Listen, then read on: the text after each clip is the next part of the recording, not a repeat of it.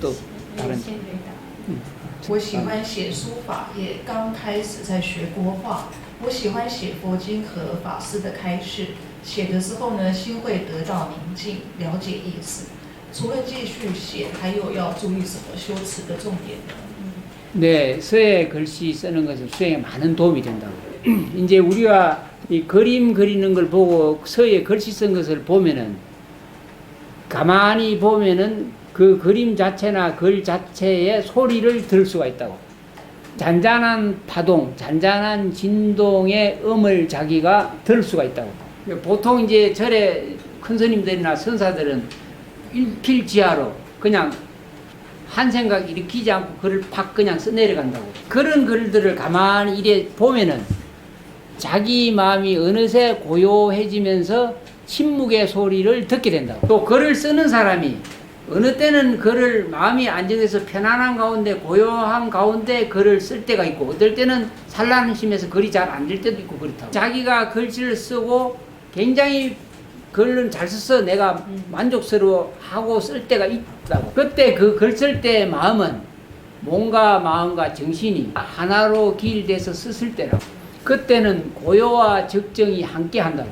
마음이 안정되면서 생각은 쉬워진다고. 그런 글들을 자기가 써놓고 벽에다 잘 붙여놓고 어느 날 그걸 가만히 쳐다보면은 그때 그 평화스럽고 안정됐던 그 진동과 파장을 다시 느낄 수가 있다. 그러니까 글자 한자를 써도 지극정성으로 삼매 속에 쓴 글은 그 글 자체가 그대로 소리를 내면서 살아있게 된다고. 그래서 그림이나 글이나 조각이나 모든 예술 작품들이 그렇게 해서 가치가 있게 된다. 그래서 일념즉시 무량급이 되는 거라고. 한 생각 삼매 속에서 썼던 것들, 한 생각 삼매 속에서 조각을 했던 것들, 한 생각 삼매 속에서 그림을 그린 것들은 영혼과 함께 한다고. 그런 것들을 일러서 선정이 삼매니 이런 얘기를 한다고. 이제 쉽게 설명을 한번 해보겠다고.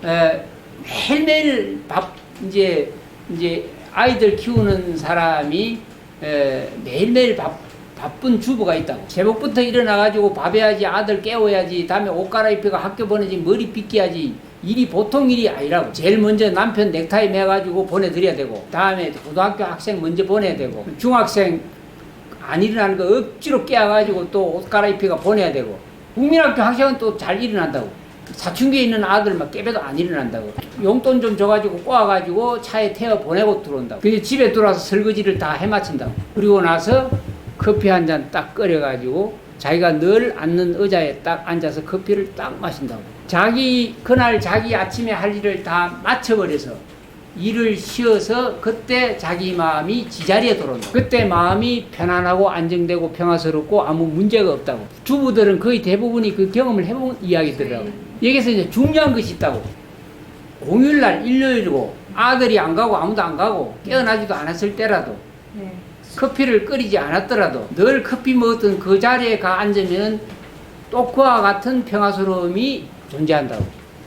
문제는 어디에 있느냐? 나의 행복과 자유는 어디에 있느냐? 자기 마음에 있다고. 결국 바깥에 상관없는 자기 마음에 안정된 것.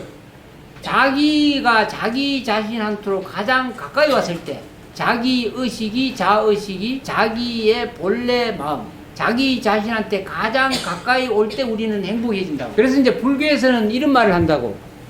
잃어버린 자기를 찾아야지만이 자유와 행복을 얻고 깨달을 수가 있다. 이런 말을 한다고. 본래 완전한 부처님과 같은 그런 성품을 가진 자기를 잃어버리고 살다가 자기 자신과 가까워질 때 우리는 행복해지게 된다고. 그래서 이제 미혹된 자기가 근본적으로 자기의 본래 자기를 찾았을 때 우리는 깨달음을 얻을 수 있다고 말을 한다고. 그래서 수행은 선정삼매를 통해서 깨달음을 얻으라고 한다고. 그래서 신구의 삼업이 청정해야 깨달음에 들어갈 수 있다고 말을 한다고. 근데 그 세 가지를 하나로 뭉땅거려서 수행할 수 있는 가장 좋은 방법이 있다고. 소리는 소리 자체가 신구의를 완전히 포함한다고. 근데 붓글씨 쓸 때는 꼭 생각하고 글을 쓰려고 하는 손의 움직임과 자기 자신의 행동, 행위를 하나로 꿰뚫어서 그 소리를 들으면서 붓글씨를 써보시라고. 몸과 마음과 정신이 하나된 상태로 글을 써보시라고.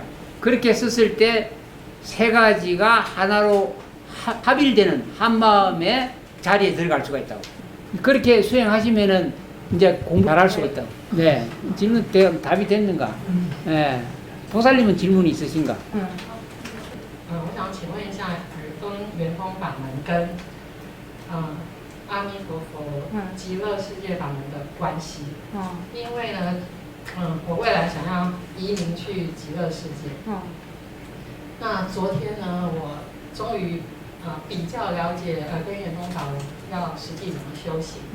那晚上呢，我们去了西子湾的沙滩，大概听了2个小时的海涛。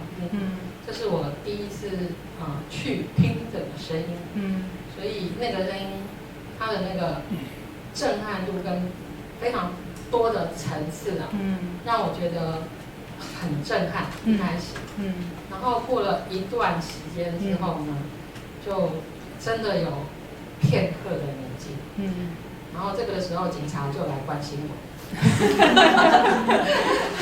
所以我不得不就是移动这样子。对，然后但是因为这个经验，后来我们骑车回市区的时候呢，我就觉得城市里的声音也变得非常的清楚。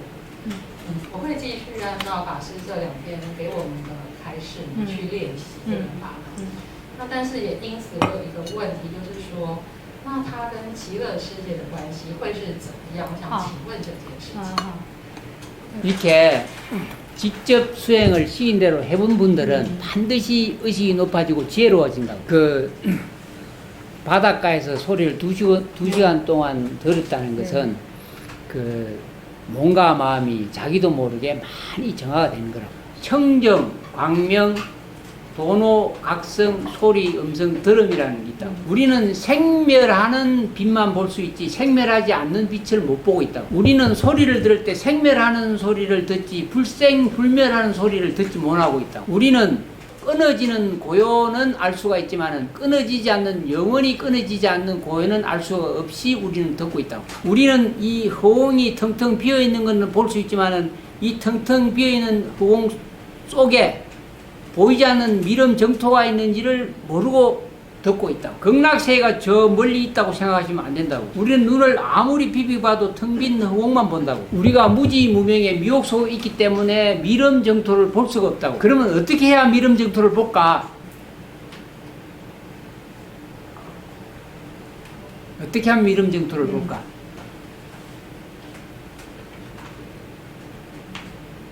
답변 한번 해봐. 当下就是了。 아니. 지금 여기는 비어있는 호응도 볼 수 있고 지금 여기는 떠드는 소리도 들을 수 있고 일체 제법이 현현하는데 미름 정토는 못 본다고. 방금 말한 거는 식심으로 말한 거라고. 알겠는가? 방금 말한 것이 식심이고 내가 정덕해서 말한 것이 아니고 식심으로 말한 것을 이해할 수 있는가? 그거는 알지 못하는 거라고.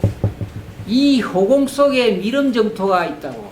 이 지금 생하고 멸하는, 즉 스위치 끄면 불이 없어지고 스위치 켜면 불이 오는 생멸하는 빛 외에 생멸하지 않는 불멸의 지혜의 빛이 있다고. 그래서 극락세계가 멀지 않다고 그런다고. 이 세계는, 이 세계 속에는 수많은 세계가 이렇게 겹겹이, 수많은 차원의 세계가 겹겹이 함께 존재한다고. 그것은 직접 봐야 된다고. 직접 체득하셔야 된다고. 머리로 이론으로 말해갖고는 사과를 먹어보지 못하고 사과 이야기하는 거와 같다고. 이해가 가시는가? 오케이. 그러니까 지금 2시간을 바닷가에서 해조음소리를 들었다고 했다고. 자기도 모르게 몸과 마음이 정화가 된다고. 그래서 꾸준히 해보셔야 된다고. 그래서 미름 정토의 소리를 들을 수 있을 때까지 해조음소리를 들으셔야 된다고. 그 미름 정토의 소리를 들으면은 그 소리 들음이 무량광이라고. 태양이나 이런 빛들은 생멸하는 빛이라고. 소리 들음을 통해서 깨달음을 얻는 그 광명은 무량광이라고. 그래서 무량수 무량광의 극락세계가 이 호응이 딱 갈라지면서 자기가 들어갈 수 있다고. 그래서 껍데기 세계 속에 진리가 있다고. 불가사의하다고. 수많은 차원이 함께 공존해서 있는데 우리는 육도윤회에서 헤매는 차원에서 살고 있다고. 호응의 문을 열고 들어가야 진리 세계에 들어갈 수가 있다고. 이 호응의 문을 열려고 하면은 청정해야 된다고. 그래서 해조음 소리를 꾸준히 듣다 보면 끊임없이 자기 몸과 마음이 청정해진다고. 이해가 가시는가? 听得懂吗？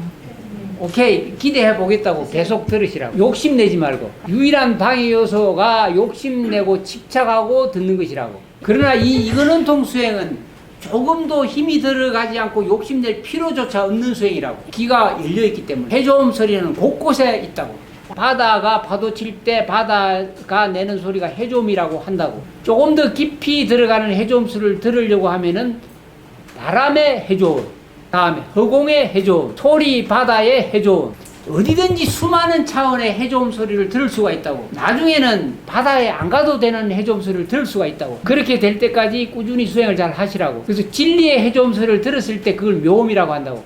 이해 가시는가? 听得懂吗？ 예, 두 분이서 함께 공부 열심히 하시라고. 박수 한번 칩니다. 네, 끝에.